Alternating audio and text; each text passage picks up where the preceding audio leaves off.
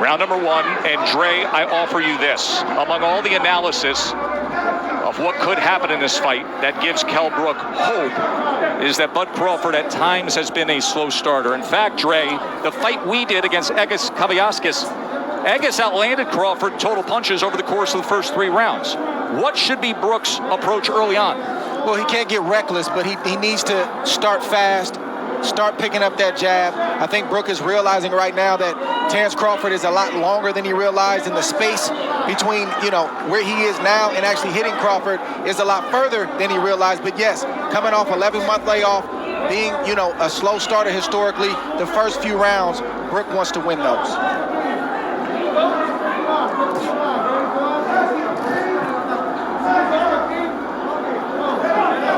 But it looks like Brook is playing Crawford's game now. He's watching, he's studying, and I don't think he can outthink Crawford. He's got to start to let those hands go as he comes behind that left hand. See, Brook thing is timing. That's his thing. He wants to time Crawford on the way in. Brook also has a great jab, a sharp jab, a strong jab. And you can see Terence Crawford trying to figure out how he can land his jab without getting hit.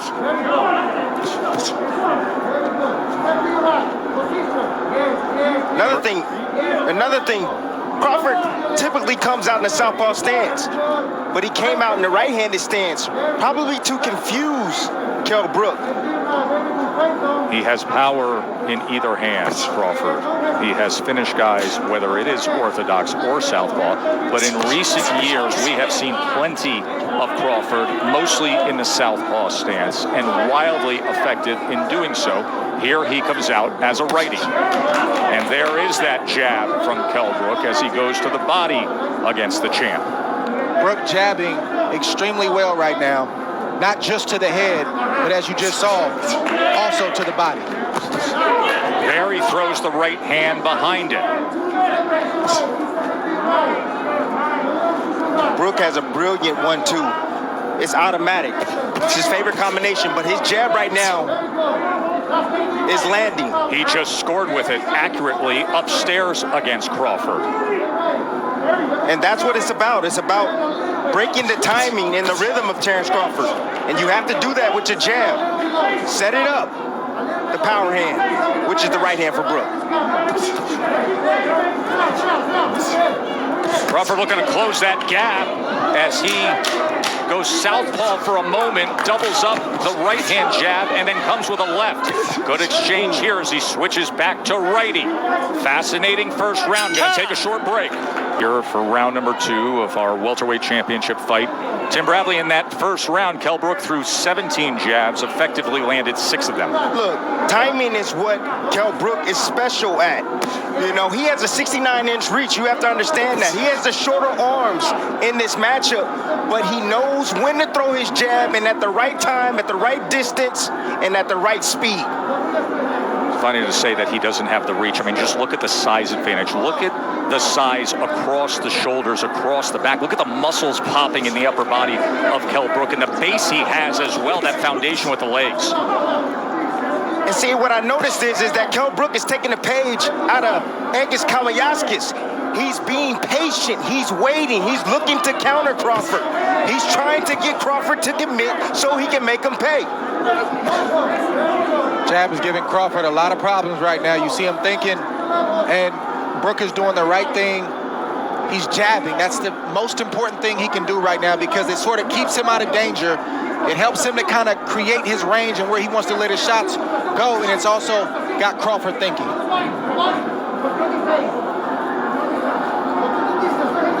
The fight's going to get interesting if Crawford is able to make adjustments. I've seen Brook have a great plan A. He's got a great boxing ability, but when fights get deep and there's time to make adjustments, like in the Spence fight, I don't see him make that adjustment. We've seen Crawford do it in the past. He's going to have to do it right now because plan A, Brook has the advantage. Spence fight happened in May of 2017. That was the last time Brook fought at this 147-pound limit. He was fighting brilliantly, and then Spence got to him with the power and scored an 11th round TKO with a broken left orbital bone suffered. You also want to see how Brook takes the shots of Crawford as he starts to land clean, flush shots.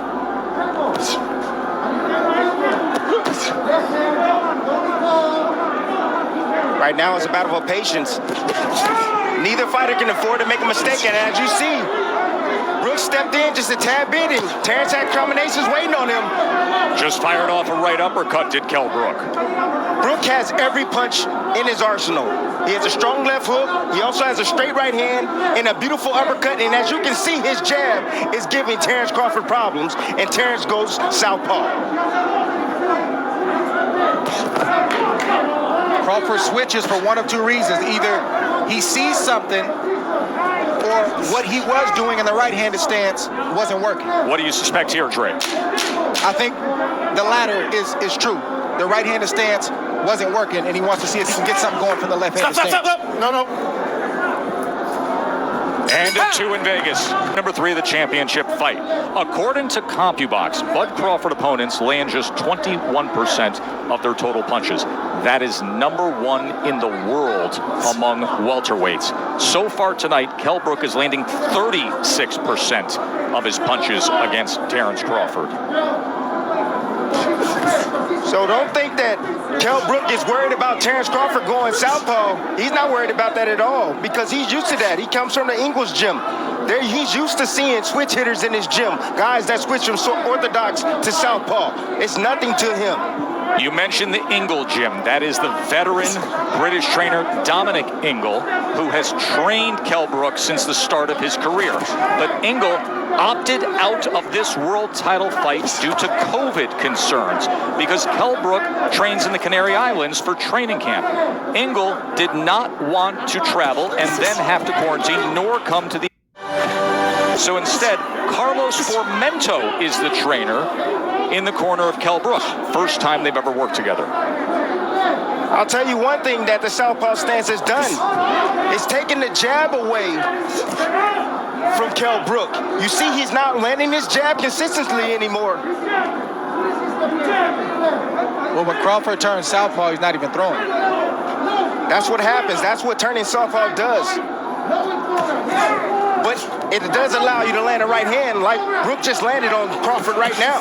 The right hand hands-free. can be the best weapon against the southpaw. And of course, when he is in that lefty stance, you will see that right hand of Bud Crawford, as it is right now, hanging right over the front of Kell Brook. Listen, Crawford has the reach advantage, but he's going to have to close the distance on Kell Brook. He told us in the build-up to this fight that Brook can't fight mid-range and in close. Right now, Brook is winning the battle from the outside.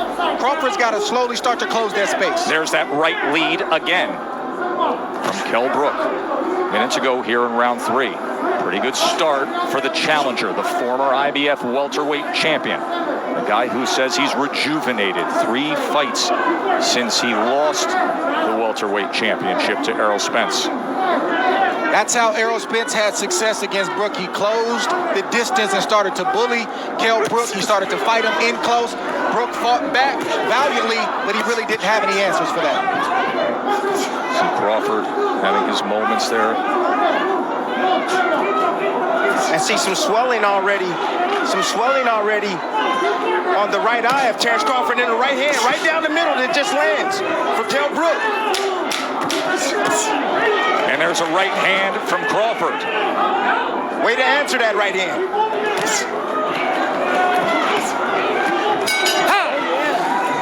In the sport, Shakur Stevenson saying he expects his good friend Terence Bud Crawford to pick up the pace here.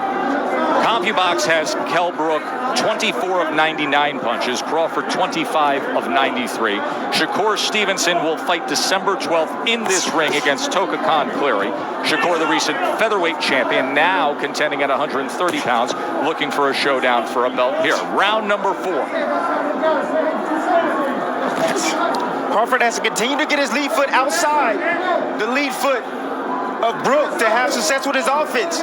That will put him in a safe position to let his combinations go. Beautiful right hand. And the champ gets to him. Get over here. Just like that. Get over here. Terence Bud Crawford hits the 6, gas. 7.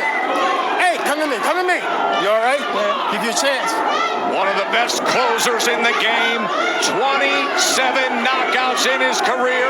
Do we have 28 right here? This fight is over. Thundering in. Look at Crawford. That's it.